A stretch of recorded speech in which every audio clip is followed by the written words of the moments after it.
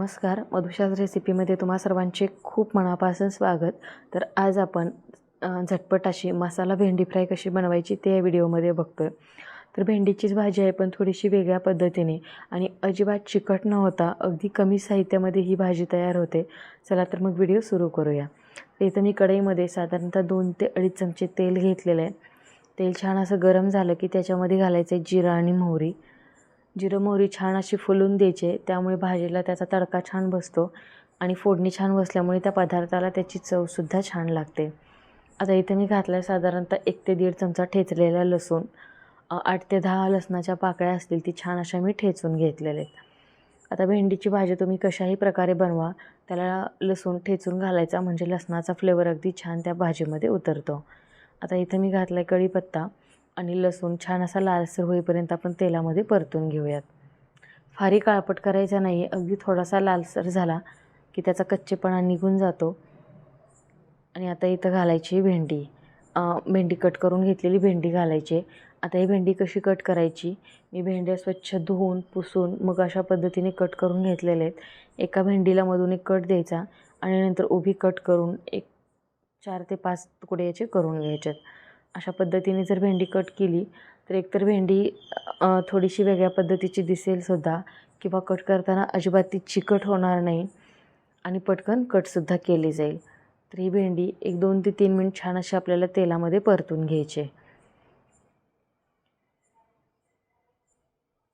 तर बघा अशा पद्धतीने भेंडी छान अशी मी तेलामध्ये परतून घेतली। आता मिक्स करून झालं की याच्यावरती झाकण ठेवून 5 मिनिट आपल्याला याची वाफ काढून घ्यायची, म्हणजेच भेंडी वाफवून घ्यायची।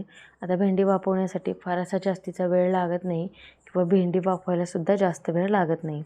आता झाकण ठेवले आणि 5 मिनिटं आपल्याला एकदम कमी गॅसवरती हे छान अशी वाफवून घ्यायची।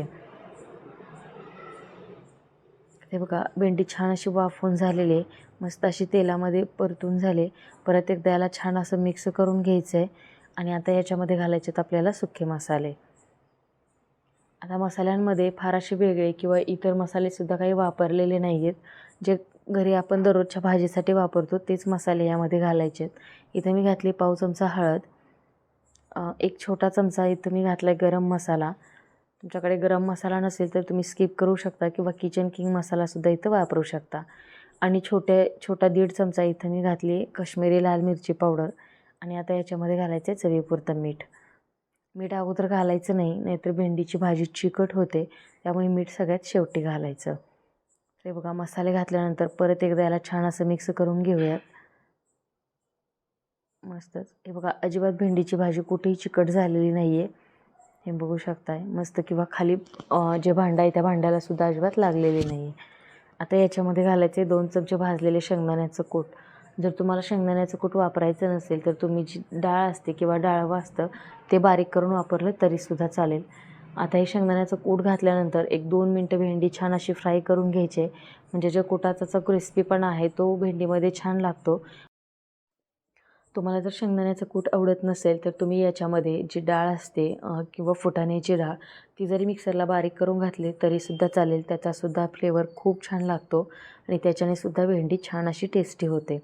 तर आता शेंगदाण्याचं कूट छान असं तेलामध्ये परतून घेतल्यानंतर ते छान असं क्रिस्पी होतं आणि तिची जी चव आहे ते भेंडीमध्ये खमंग लागते आणि भेंडीसुद्धा तितकीच टेस्टी अशी तयार होते। तर अगदी कमी साहित्यामध्ये जे काही घरात आपण भाजीला दररोज साहित्य वापरतो त्या साहित्यामध्ये ही भाजी तयार होते।